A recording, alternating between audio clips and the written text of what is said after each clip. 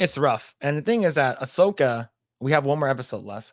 But as of right now, it's not doing so well. And this will bring us into our first article that we're going to talk about. This comes to us from Bounding in the Comics. The headline says, Hey, Ahsoka, Bounding. That's a good guy. yeah. Ahsoka viewership falls off Nielsen's overall top 10 chart second week, nearly identical to Andor that was chasing the audience. How do you feel about that before we move forward, man? Dude, apples and oranges. Ahsoka and Andor were completely different shows. Andor was a sci-fi Star Wars show. It was more like Star Trek than it was Star Wars. Ahsoka is the other end of the spectrum. It's a cartoony, extremely campy version of Star Wars. Nothing in the middle. Just top and bottom of the chart. That's what I'll say. Yeah. So, Grae, since I'm pretty sure both of you guys finished Andor. I didn't finish Andor. But I did, from what I did watch, I did enjoy it. I think it was completely different in terms of feel, but it was still, it just felt like a very good story that was written, and the pacing was really good. But Grae, how do you feel about them comparing Andor and or the viewership to Andor and Ahsoka? I'll be right back. Yep. Yeah.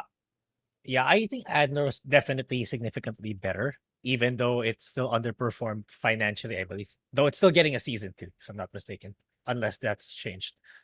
It's like it's so far off. Even I think Xwing is correct. Ahsoka's more like is more mainstream Star Wars that we've come to know. Like it has more cartoony elements compared to Andor, that's more dark, gritty, and serious.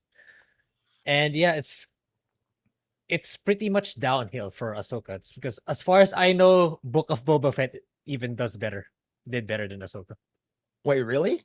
Yeah, the Book of Boba Fett is doing better. Did better. Oh shit, man! And I heard that one was really bad. Yeah, there were more viewers for that one compared to Ahsoka. That's how bad Ahsoka is. Yeah, but let's see. Is it Saris? It says no. Scaries says making a diverse, inclusive hero is apparently hard. Yeah, so that's the reason why they usually try to change up the characters to fit their agenda, right? It's like, oh, we're gonna change up how this character is because we don't know how to write our own characters, so we're gonna go ahead and insert our characters and how we feel this character should be based off of, normal day and modern thinking. So it's it's like, yeah, go ahead. If you highlight if you want the character to be inclusive, we keep saying this again and again. It's like, don't make that the highlighted feature, right? It's like, you asked me before, what did I think of Oberyn Martell?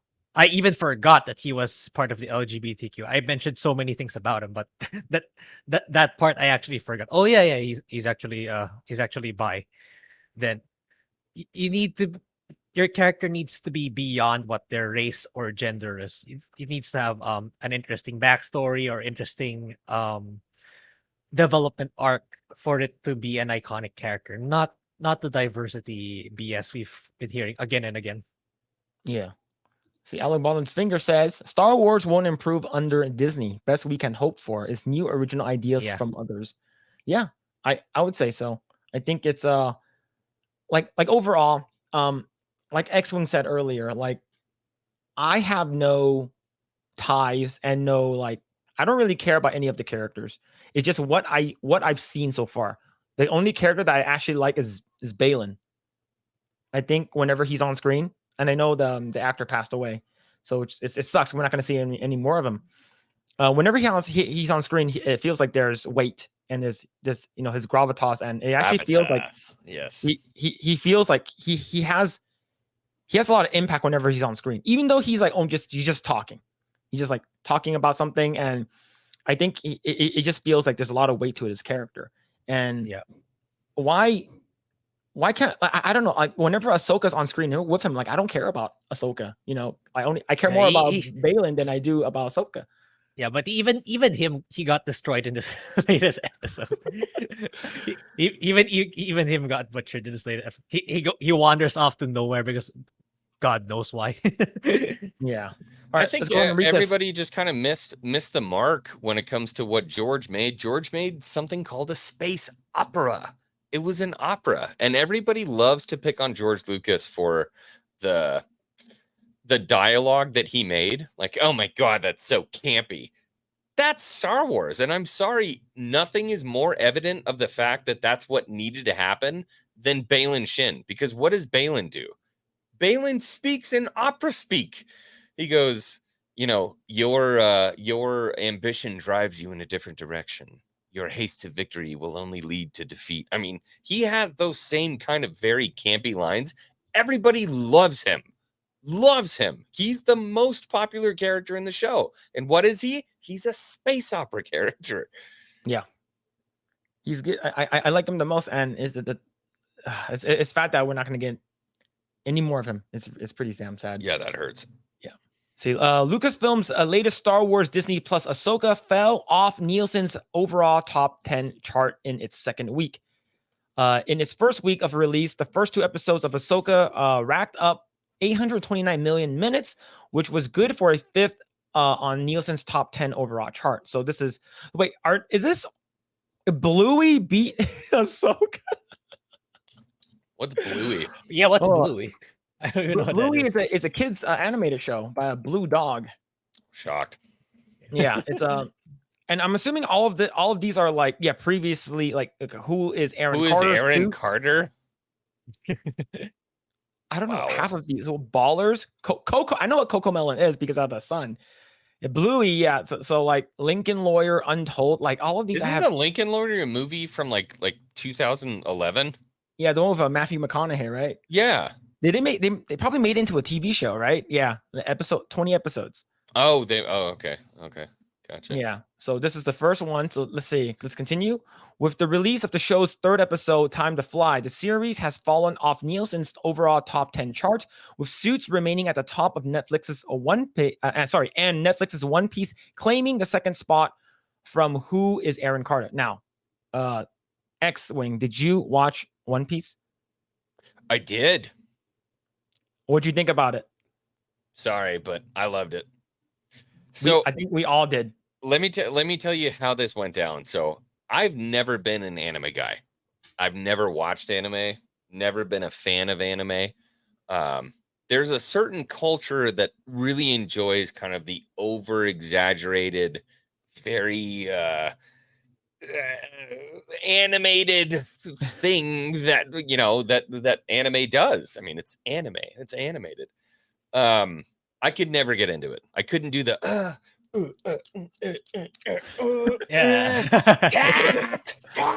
like I could never get into it. And I started out One Piece like, all right, this is live action anime. Like, shit, here we go. And I don't know if it was in the first or the second, episode. This guy goes, "Gum, punch," and I'm like, "Get me the fuck out of here, please!" Like, I am not liking this at all. Mm-hmm. I think by the 3rd episode, I'm like, shit. When's 4 come? Oh, 4's already out. Oh, we can watch it. Like, yeah, let's go. I'm like waiting for the next season. I'm so excited for the shit to come out. Like, it was fun. I feel like the characters are just like, they're well written. I'm sorry, but was he Japanese? The guy was Japanese who wrote this? Yeah. Eiichiro Oda. I'm sorry. The Japanese are just telling stories right now that people want to watch. They're good old-fashioned stories. There's no bullshit with it. It's just a good story. And I think, especially here in the West, Americans are just craving like just a good story without bullshit in it. And that's exactly what he gave us. It was a good story without bullshit in it. And, as wild and crazy as it is, it's just a good story. And so, yeah, I'm enjoying the crap out of it. And to be honest with you, Luffy, I thought I was going to hate more than anyone. Turns out he's like my favorite guy. I don't know. Yeah. I love it. Yeah. Like, see, and that's what, like, after I watch it. So here's the thing. I'm on the same boat as you in terms of just One Piece. I do like anime and I do watch it. I grew up watching a lot of, the I did watch a lot of Naruto. And then they do the run. The Naruto run into Area 51, just run in there. Yeah. Oh shit! Do you remember that? That was insane. I can't believe that happened. Yes. But yeah, when I watch Luffy, and like the whole One Piece thing, I'm like, oh god, I this is gonna suck. Netflix, is not known for making good live action adaptations for anime. Yeah. This is gonna suck. Watch the first episode. I'm like, all right, this is pretty campy, but I enjoyed it. And then every subsequent episode moving forward, especially the backstory before, for me at least, for Sanji, like I'm like, holy shit! Like it makes me invested in the characters, and I loved it. Yeah. And then I think back when I first started watching Ahsoka, I'm like, why don't I get the same feel? Like why aren't I more interested and more invested in this? Right? Like I feel so alienated not watching or reading One Piece at all. But when I watch the live action, I'm like, I want to watch more now. Yeah. Why didn't Ahsoka do that to me? But and then I'll tell you why. You got to watch Clone Wars and Rebels. It's more than that. So when they did the flashbacks and they're telling the story about Luffy and everything, they really did a good job of bringing fans who don't know anything into the fold. Like, why would you care about this guy? Well, this is why. He's always had these aspirations. This child was always wanted to be this. And as much as he was beaten down, this is why he feels this way. And it made sense. When you see the flashbacks in Ahsoka and what happened between her and Anakin, that doesn't tell the story between Anakin and Ahsoka. It doesn't. It was made for people. Those flashbacks were made for people who already knew the story. Yeah. The flashbacks in One Piece were meant for people who didn't know the story. That's the difference. So that's the difference between good storytelling and fan service. Yeah. So like what about you, Grae? Like we're gonna be talking about One Piece because we didn't get to talk about it last week. Did you feel the same way as me, where like you felt like it's just like, why don't I care about the characters in Ahsoka? Like, do you feel the same way? Yeah, for sure. Because like, yeah, it carries the burden of, oh, you need to watch Rebels, you need to watch Clone. Those shows came out like almost a decade ago, or maybe even more. Why are you expecting to bring in a new audience with that kind of expectation? Maybe if it's a movie or two, fine, we can be more forgiving. But you're expecting to watch an 8-season TV show, and I don't know how many seasons of Rebels is, but yeah, absolutely not. Yeah, it's insane. It's like if you want to introduce it to a new audience, you have to. Everything has to be condensed into this new show. You have to make it understandable, and people should appreciate the content. It's like it never works that any form of entertainment, whether it's comic books, video games, it's like it never expect the audience, oh, you should have read this one before, oh, you should have watched this before, oh, you should have played this before. It's only gonna hurt your whatever product you're releasing rather than for the benefit of it. Yeah, I agree. So before we continue, this is for you. Xwing, Alan Voss says, Xwing, stop twirling your mustache like a cartoon villain. Never. You have no idea how much it takes to upkeep a mustache like this. It's a real pain in the ass. Man, last week, Grae and I, and along with the entire chat, were just basically half an hour just talking about mustaches. How I can't grow one. It's you like can. whatever it's I have right now. It's gonna take a long like, time, but you can. It's so like I mentioned, it's so like irritating to like keep it like kempt and it's ridiculously irritating. And by the way, if you ever have to blow your nose, it's a horror scene. It's horrible. You can do everything you want. You try to get the paper towel in between your nose and the mustache, and you blow your nose. It still winds up. It's disgusting. And then you have to go to the faucet, run a little bit of hot water, a little bit of cold, get it to warm water, and then like reach into the shower, get some shampoo, and like try to clean it because you have boogers in your mustache. It's horrible. Yeah. Yeah. See, like the thing is that like, especially like for me, like if I want to have like a better looking jaw, right? You get the beard going, so it gives you that defined look. So if you have like a small, like a stupid pussy ass jaw like I do, like I don't have like a Giga Chad jaw, like you guys do. So like I need that beard shadow. A Giga Chad jaw? I don't think I have a Giga Chad jaw. All 6 right. years ago, I had a Giga Chad jaw. I don't have it now. All right, let's continue. Let's see. Other newcomers to the top 10 include Netflix's You Are So Not Invited to My Bat Mitzvah, SWAT, and The Big Bang Theory. What the fuck? My Big wife Bang watched You Are So Not Invited to My Bat Mitzvah. Is it good? No, I chimed in for like 5 minutes and then I would leave and I'd come back and I'd chime it in for 5 minutes. And it was basically like the worst parts of TikTok, but in a 2-hour format. Oh, no. Yeah, it was awful. Yeah, the fact that if that's that awful and Ahsoka's not even here, damn, it's like people don't care about. So that Bat Mitzvah movie was Adam Sandler trying to get his kids to his level, which is obviously never going to happen. But that was like his attempt at it, was getting Adam Sandler's kids into the movie industry, and it was horrible. Oh, okay. Yeah. Let's see. In order to find Ahsoka, one has to look at Nielsen's top 100 originals list, where the series took the 5th spot with 487 million minutes viewed. It was best by One Piece, Who is Aaron Carter, The Ultimatum, Marry or Move On, and The Wheel of Time. Imagine being beaten by a shitty Wheel of Time show. Imagine being beat by Who's Aaron Carter. What the fuck? That's so sad, man. I would be heartbroken. I just created a multi-million-dollar Star Wars show and I got beat by Who's Aaron Carter. Fuck off, dude. I would be raging. So it's man, imagine, like back, like, okay, Xwing, were you a big prequels fan? Baby. Or are you? That's me. No? Like I was 10 when Phantom Menace came out. Like that is my basis of Star Wars. But I was an original trilogy fan before I was a prequel trilogy fan, because I watched them when I was like 6, 7, 8. Imagine someone telling you, imagine one of us, time traveler, go back in time. It's like, hey, Xwing, mini Xway Chan or something like that, right? It's like, Xway Chan. Like in the future, there's going to be a lot of Star Wars content. You're like, oh yes, let's go. Hyped out of my mind. And then like more than half of it is going to be dog crap. Dude, so when Revenge of the Sith came out, if they released the Kenobi show the year after Revenge of the Sith came out, I would have fucking rioted as like a 14-year-old.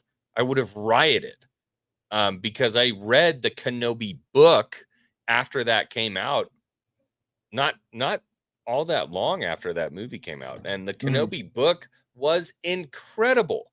The Kenobi book had basically Obi-Wan on Tatooine.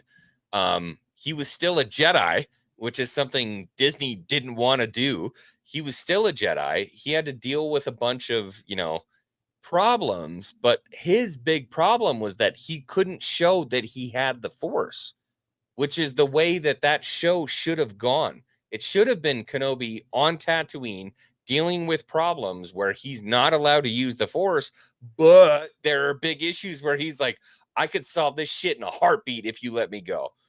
Like, dude, if you just if I could just get a second to let this go, I could fuck this whole room up. And he does that in the book. He basically hits a fire extinguisher and the whole the bar is clouded and all of a sudden this lightsaber shows up and just fucks everybody up.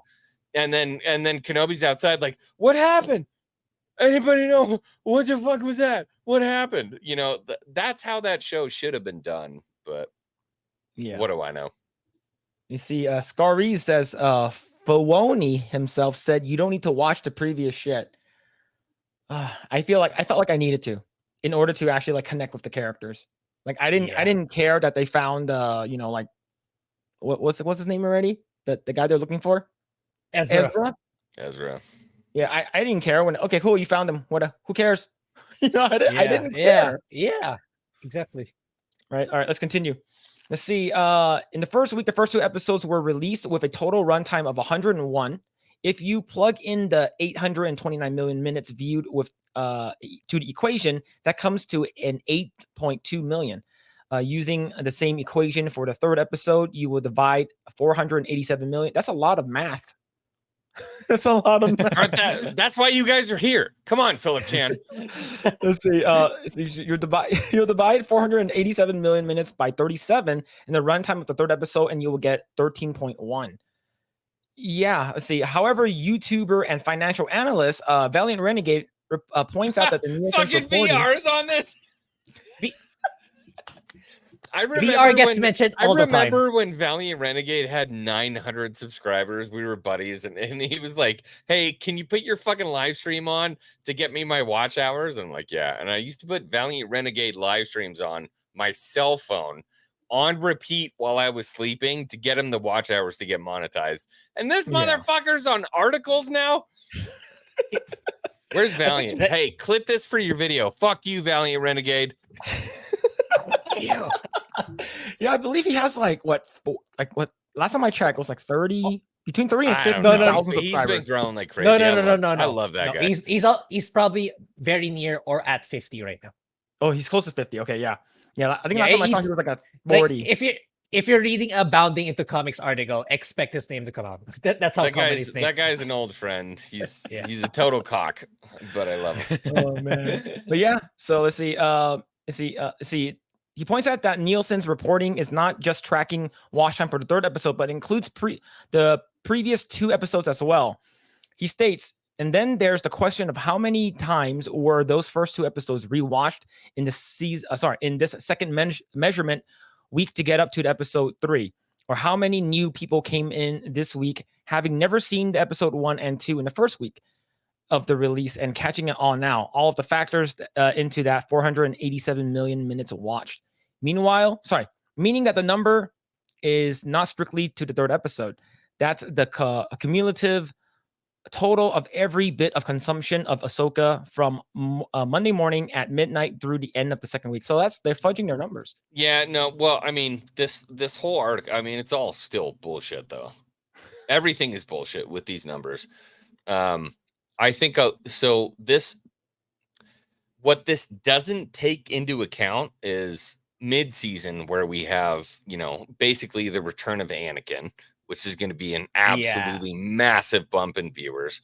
I won't say it's going to be episode 16 levels, but these numbers don't mean shit to me personally. So, a lot of people, they look at these numbers and they say, hey, this guy got 12 million on the first, but what happened? He was on 6 million by the third. And then by the time they get to the 5th episode, they're at, 270 million. These numbers just kind of suck ass. I feel like it's so much easier to actually look at the fan base response to what's going on during these episodes. It's more consistent than these basically data collectors. Data collectors have kind of an idea what's going on, but if you actually know the Star Wars fan base, you actually know what's going on. So I'll tell you right now what's going on with Ahsoka. At the beginning, it was shit, let's see what's gonna happen. Second episode, I went, yo, fuck this. Third and fourth episode, it kind of flatlined with a little peak and then a little holler. 5th episode, it went up. I promise you, this shit went up like crazy. 6th episode, it dropped. 7th episode, it fucking flatlined. It flatlined. And now you're at the end of your season for the show. And now your general audience doesn't give a shit, and your hardcore Star Wars fans don't give a shit. So how is this gonna go? I mean, I don't fucking care what happens in this finale. I don't give a shit. And the most important character to me in the Star Wars universe, Thrawn, who's somebody who I've spent hours and hours and hours and hours of time with in books. Like, I mean, I probably spent more time with Thrawn than I have with Anakin Skywalker, to a degree of like 93 times more I've spent with Thrawn than I have with Anakin. I don't give a shit. I don't care about this end episode. What happens? I don't know. I don't care. It's not the Thrawn that I know. This is not the expanded universe that we all loved. So who's your audience? If you don't give a shit about the people who read these books, who spent the time in the expanded universe, who loved their authors like Timothy Zahn, who I still have a picture and a fucking signature with, the guys who created the Star Wars that you didn't create in the dark times, why would I care? Why would I give a shit? You're nitpicking stuff from this universe that we love and using it for your own, your own good, but you're not actually paying any homage to it. Why the fuck would I care about you? I don't. Yeah. All right, let's continue. Let's see. Sorry, he didn't provide an example. No, you're good. You're good. Don't worry about it. See, to give you an example, let's say 15% of that watch time, that 487 million minutes, were people who either watched the first 2 episodes for the first time, or people who went back to then reconsume those first 2 episodes a second time in the anticipation of watching the third. Renegade asserts that brings the actual watch time for this third episode way down, and that's only at 15%. Let's say that number was 25, right? See, interestingly, the Nielsen numbers covering the week of Ahsoka's third episode are similar to that from what we saw from Andor.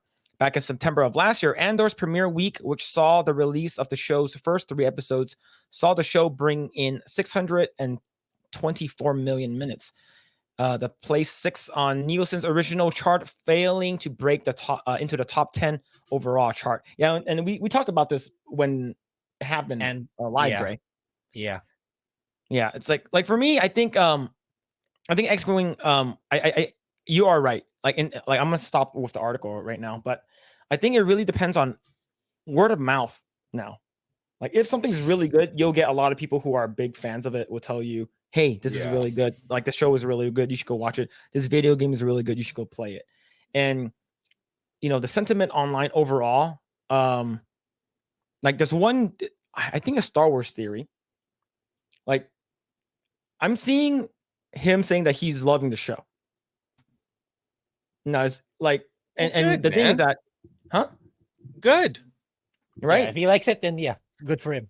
That's kind of where I'm at. I mean, like, one of my best friends in the Star Wars YouTube space, his name is Brian. He's Star Wars Santa. I know a lot of people don't know him, but I mean, this is a guy who is just one of the sweetest people in the freaking world. Loves the sequel trilogy, loves everything that Disney Star Wars is putting forward. And in my mind, it's like, good for you. I'm jealous. I want to feel the same way. I just don't. And, it doesn't make him right or make me right. I'm just saying, don't shit on people because they like it. If they're being an asshole and they're shitting on you because you don't like it, different situation. Yes. I'll go to war all day on that. Yeah. And I think that's for every fandom, right? Like Indiana Jones, like, oh, we fucking hate the most recent movie. Like Star Wars, like I just watched The Rise of Skywalker 3 weeks ago, and I hated it, and it feels like it's just a clown show. And Rise of Skywalker is a bad movie. Don't feel bad. It was awful. And the reason why it took me this long to watch it is because I just didn't care. Like, after the Last Jedi, I just didn't care anymore. I'm like, it's gonna suck anyways. So, and then we had my friend on, and then Grae and a bunch of people in chat said you should go watch it. You should watch it to see how bad it actually is. I'm like, I think The Last Jedi is worse, but this one is pretty bad as well, and I just don't care about it anymore. And if people loved it, like, same thing with you, good for you. But just because if I don't like it, like, don't come at me and say, oh, you're a piece of shit because you hated this, right? Get out of here with that common sense. Yep. So great. Are you looking forward to the last episode? Well, I'm looking forward to people getting outraged by it. Judging by what Xwing said earlier, I think that's what's going to happen. And it's like about people enjoying stuff, like, even though majority of the people generally hate it or disdain. So there's like there needs to be people need to learn to have proper placement of their opinion, because yeah, I had a problem with one of my people in my Discord earlier. Because like, yeah, it's like, because my Discord tends to be very positive about incoming video game releases. Like, then this person kept shitting on, oh, this game is woke, oh, this game sucks. It's like, I ended up calling him out. Was it Starfield? No, not Starfield. Okay. Baldur's Gate 3, Cyberpunk, Phantom Liberty. We were just having fun talking about it. Then he just comes in and shits on it. It's like, there's a proper placement to vent your frustrations. I wouldn't vent it on people who are legitimately enjoying whatever the product is, even though a lot of people don't like it. It's like, people need to learn that there's a place where you can express your opinion. And if there are a bunch of people enjoying it, then don't ruin the situation. Then yeah, I kind of lashed out on him a little. So what happened is he ended up leaving my server. He ended up leaving Phil's server. He ended up leaving the Eggroll server. all three at once. He was in my server. Yeah. I'll PM you who it is. Well, that's funny. that's tough, because I had a mass exodus. I think it was when Boba Fett came out, or when it was I think it was Obi-Wan. I did a stream with Darth Melvin, and people said, "You better not fucking do that." In my community, they were like, "If you do that, we're gonna leave." I'm like, "Okay."